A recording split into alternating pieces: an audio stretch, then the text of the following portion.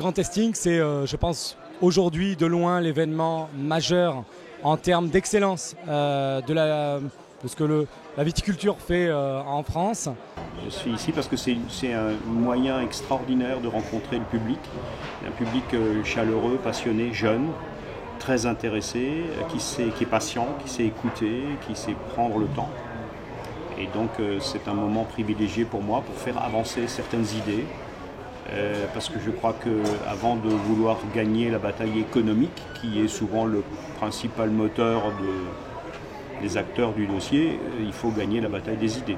C'est à ma connaissance le plus beau salon du vin organisé. Il y a vraiment cette notion de mettre les conditions d'excellence pour participer à des dégustations et masterclass hors normes dans un lieu un petit peu mythique. C'est un salon qui est bien présenté, qui est dans un endroit prestigieux. Avec des conditions pour les vignerons qui sont optimales, voilà, à savoir de l'espace, une isolation des stands, et ça c'est très important parce qu'on peut avoir un contact privilégié avec les amateurs. Et donc en ce sens, pour nous aujourd'hui, c'est un regroupement de ce qui se fait de mieux, voilà, en termes de dégustation. Et puis où les gens ont de l'espace, enfin en tout cas dans le hall où je me trouve, et on rencontre beaucoup de gens très intéressés et intéressants.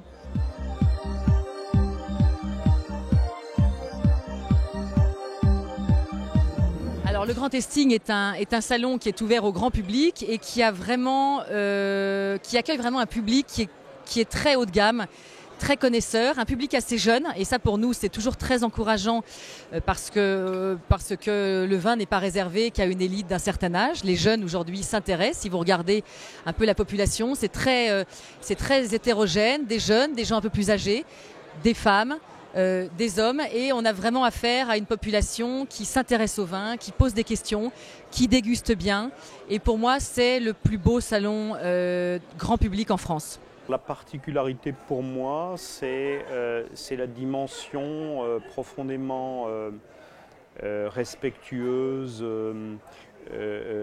paisible, en écoute de ce public jeune, très motivé, pas consumériste seulement.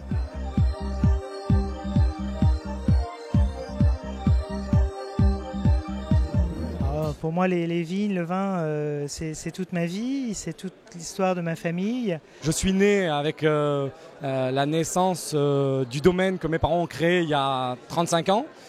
Donc c'est toute ma vie en fait. Hein.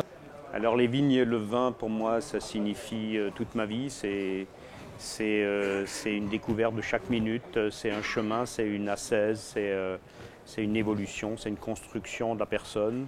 C'est la découverte de certaines choses que j'ignorais et les futures découvertes de ce que j'ignore encore. Donc c'est un univers devant nous qui est fascinant.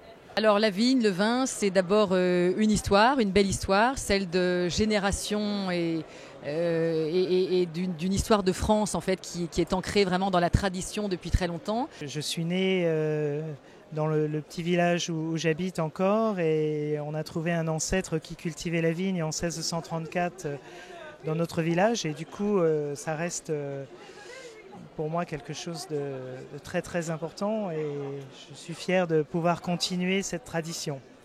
Par contre, c'est dans mes gènes, c'est quelque chose qui est comme un petit frère, une petite sœur, et donc pour moi le vin c'est le partage, c'est la famille, et c'est quelque chose de très humain, voilà. Le vin, c'est de la convivialité, c'est du partage, c'est vraiment quelque chose aujourd'hui qui soude les gens, qui les relie, qui les intéresse. Et nous nous en réjouissons parce qu'aujourd'hui, le vin a vraiment le vent en poupe, les vins de Bourgogne en particulier. Les gens se rendent compte que ce sont des petits rendements. La Bourgogne est un petit vignoble, et aujourd'hui, il n'y en a pas pour tout le monde, donc il y a vraiment un engouement pour cette région. Et puis c'est aussi un travail, et donc c'est aussi une équipe, et donc c'est aussi des humains qu'il faut rassembler autour d'une cause sacrée. Et donc, je pense qu'on sauvera le vin parce qu'on sauvera la culture du vin. Mon grand-père disait la viticulture, c'est seulement 5% de vignes et de vin. Le reste, c'est culturel. Donc, j'assume complètement ça. Et c'est aussi pour ça que je suis là.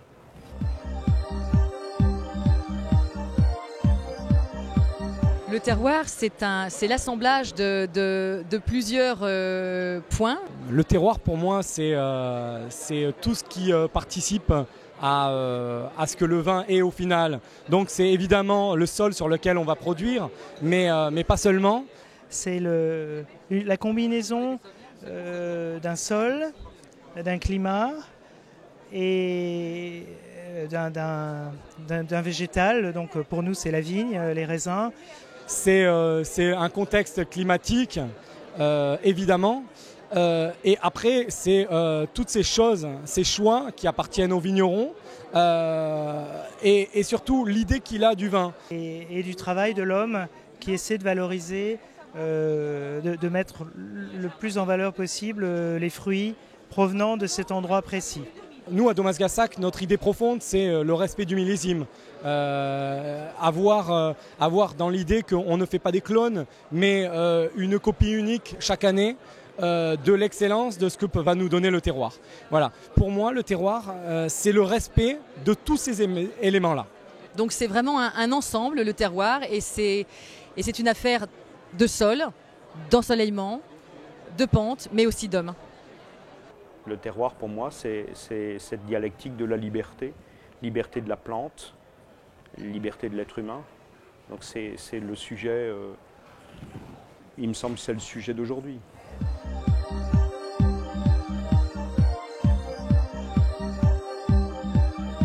Nous sommes donc propriétaires de 2 domaines en Bourgogne, qui sont le château de Chamiré et le domaine des Perdrix. Le château de Chamiré est au sud de la Bourgogne, au cœur de la côte chalonnaise à Mercurey.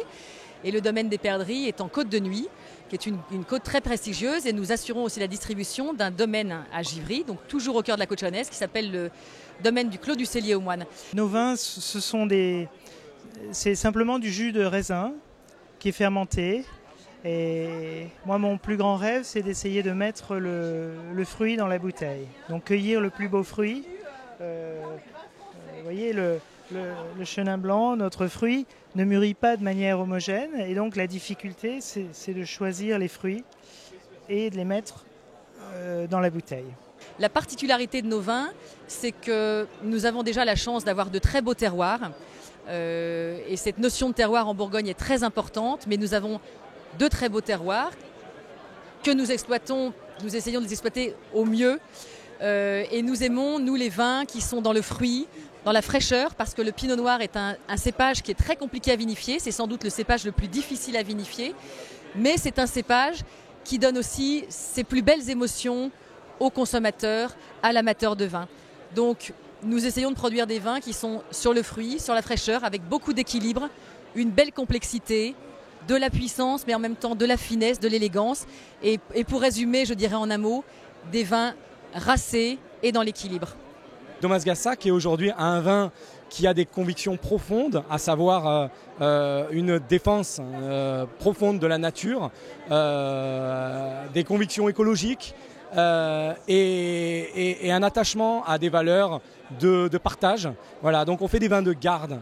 Et des vins de garde, ça veut dire qu'on doit finalement être dans l'idée que on achète la bouteille pour la mettre en cave et qu'un jour peut-être on pourra la partager avec son fils ou son petit-fils. Et d'un autre côté, on fait des blancs qui sont des vins blancs de fraternité, que l'on pose sur la table, que l'on ouvre et qui mettent le sourire dans les visages de tous ceux qui goûtent une gorgée.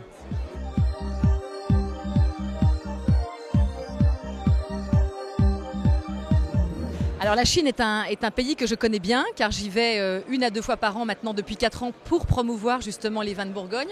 Les personnes chinoises que j'ai rencontrées sur le salon et qui sont de plus en plus nombreuses, je suis impressionné par l'évolution, à la rapidité à laquelle ils sont en train d'apprendre cette culture qui n'est peut-être pas historiquement la leur. Je suis assez bluffée, je dirais, par l'intérêt qui est certes récent, mais qui aujourd'hui est un intérêt réel et je dirais qui grandit d'année en année. Et donc ça, c'est bluffant, hein. Donc moi, évidemment, je m'en réjouis parce que on se donne du mal à faire des vins et on a envie qu'ils soient compris.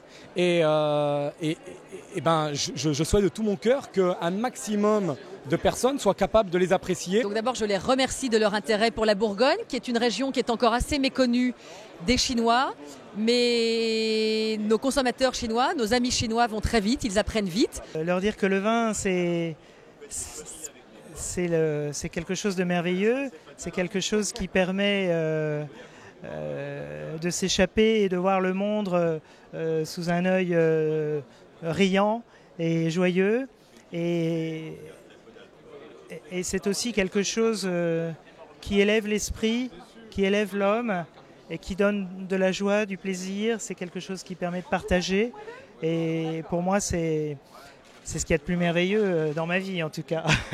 Et le message que je peux leur donner, c'est que pour comprendre la Bourgogne, qui est une région compliquée, c'est une région viticole compliquée, enfin compliquée, très complexe, parce que nous avons plus de 600 terroirs différents en Bourgogne.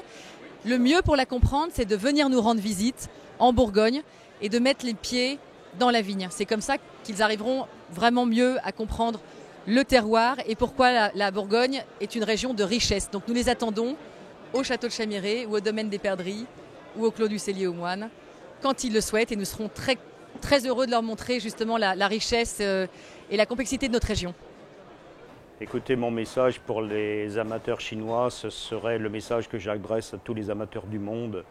L'alphabet, c'est parfait, à condition d'en sortir pour aller vers la poésie.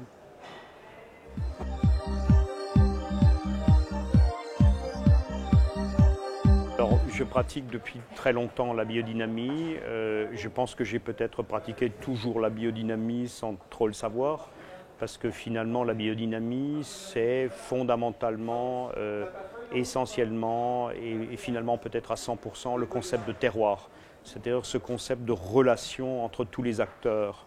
Le sol qui interagit avec le ciel qui interagit avec la plante qui interagit avec le vigneron, et finalement le vin comme une synthèse qui interagit avec le public, qui devient lui-même acteur du terroir.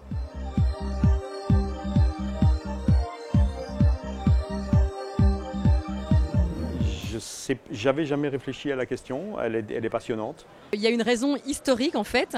La réponse historique, hein, c'est que sous Marie-Antoinette, lorsque l'on faisait rapprocher les deux coupes l'une à côté de l'autre, ça faisait un petit mouvement et ça faisait tchin-tchin. Voilà. Donc, bonne dégustation. Il y a vraiment une véritable interrogation sémantique là-dedans. Au Moyen-Âge, où il y avait beaucoup d'empoisonnement, on faisait tchin, on cliquait les deux verres pour que le vin d'un verre passe dans l'autre verre, et du coup on retrinquait une deuxième fois pour que l'inverse se produise. Et on était sûr de cette façon qu'il n'y avait pas d'empoisonnement et qu'on pouvait donc déguster le vin. Ça, c'est la raison historique. C'est la seule que je connaisse aujourd'hui. Mais aujourd'hui, en fait, on ne dit plus tellement de chin-chin en France, on dit chin. Je pense que c'est le bruit des verres qui s'entrechoquent. On ne dit pas chin-chin, on dit chin-chin.